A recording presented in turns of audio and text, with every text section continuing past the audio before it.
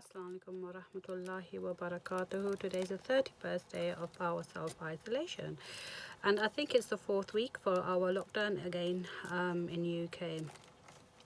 Today I really want to talk about something that comes up quite a lot actually in our community, and perhaps it's a bit of a taboo as well, but it's certainly something that just come to my attention yesterday. And when people talk to me about their relationships and stuff like that, and you know, the things that are happening, and you know, what would I do in those sort of situations. And one of the conversations that had come my way was this thing about control over the women in your life. So you both are in the relationship, and they knew how you were, you know, whilst you were in the relationship, and they knew maybe about your past as well, and so on and so forth. And it seems like when soon as they sort of get you in their grasp, and you enter the sanctity of a relationship, you know, you care about each other and all that sort of honeymoon period, and then all of a sudden there's this horrible reminder of what sort of person you were, what sort of woman you were, and the people you used to talk to, and I don't trust you because you used to talk to men and stuff like that, and oh, you, because you're still sitting in a gathering with men, you must be a horrible person.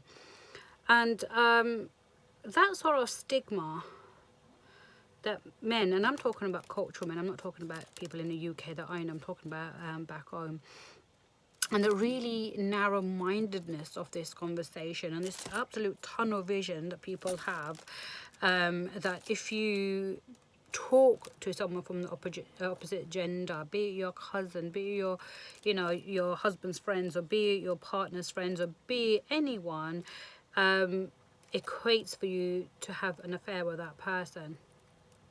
It astonishes me of all the things that are said, and how one person can lay upon so many allegations on an innocent party, on an innocent thing that actually has no bearing in anything, and then use that and manipulate that situation to their benefit, just to put the other person down. And I'm just shocked. I do find it shocking that women then are compelled to give up and to apologize, and then when they apologize, they're considered to be guilty or weakened and submissive.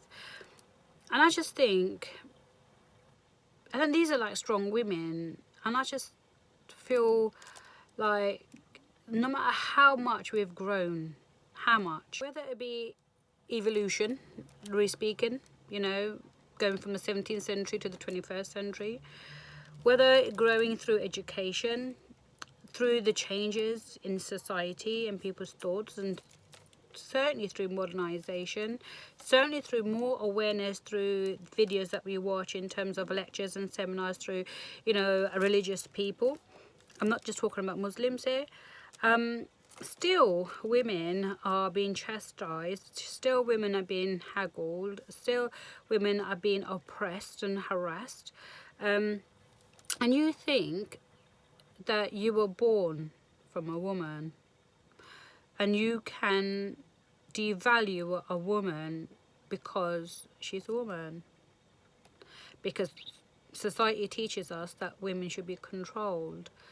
Mate, you need to wake up. You really need to wake up. I'm not a man basher.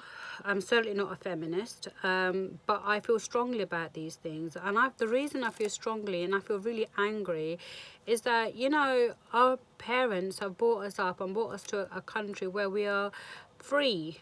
This is probably the only country that women are free, free to practice, free to preach, free to live the way they want to live, free to get educated, free to go to work. We're not oppressed like we are perhaps in America, if you're people of color, and where we were treated back then. I say we as in collectively as a minority. But England is very different. But it doesn't mean that people from England have no values or no morals or no honor or no dignity. It just means that we can actually rise up and fight against this. And yes, I'm loud and I'm talkative, and I will do so, and I will always back up those sort of women, and that makes me bad. It makes me bad. it riles me. And I'm not generalizing, I'm not painting every man with the same brush, because there are some beautiful men, you know, whether cultural men back home, they see up and over Gada, what you want to call them, and they don't believe in any of that. And you've got, you know, yeah, you've got your male chauvinists and things like that in any community, in any ethnic range, and that is a minority. But it astounds me that this minority can have such a big impact in this day and age. And then these are people that you know as well, and I was like I know you guys, and is this your thought process? Is this the way you show someone that you love them, by being suspicious upon them and by threatening them, and then saying, oh no, it's my fault, what was meant to be forgiving you? And I've told that person, man, end it now. If you are in an abusive relationship, be it a male or a female, because abuse can happen not just to a female. And we don't always talk about male abuse. We don't talk about domestic violence that occurs against a man. We don't talk about, you know, female rape. We don't talk about male rape. All those things. We don't talk about suicide. We don't talk about male suicide. We don't talk about men's mental health. All of that is actually associated with men as well. We don't talk about those things. So I'm not generalizing that all men are this, but I would say if you are in an abusive relationship and you're not even married to that person, walk away. This is your opportunity. Why would you want to commit to a relationship where you are accused of horrible things? You are literally, because it is a form of emotional abuse. It may not be physical, but it's emotional abuse. It leaves, you know, no physical scars, but mentally, oh my gosh, really? And these are the people you want to spend the rest of your life with. And as much as I adore this couple, because I really do, by adoring them or being loyal to them does not mean that I will give them false guidance. I would say, doesn't matter who that person is, I would say walk away. You know, because if they can accuse you now, imagine what happens when you're married and you're trapped. Imagine when you have got kids. Imagine what your life is going to be, but that person's going to always put you down forever. If you've got the opportunity to walk away now. You know, I know it's scary. I know it's really scary. Who's going to love me like that? You become, it becomes habitual, you know, to be around that person, to get their calls, to get the messages, get what it becomes a habit. They become a habit, but is habit love? No, it's just a habit. And I think walk away, dust yourself up, pick it. There's plenty of fish in the sea, and it's not all about going out and making yourself available. It's actually valuing yourself. There's nothing more than your own self-respect. And I think when you lose sight of your own self-worth and your own dignity because of your partner, then you lost everything. And no one on God's earth will fight for your honor, will fight for your rights, but yourself. They say, you can't help anyone unless they're willing to help themselves. And that's exactly it. You cannot wait for your partner to respect you the way you should be respected unless you don't respect yourself that much. You have to respect yourself to the point to say that, oh my God, I don't think so. I don't think so. No man or no woman or no individual is that loved or can be that loved who can put me down. I will not be submissive.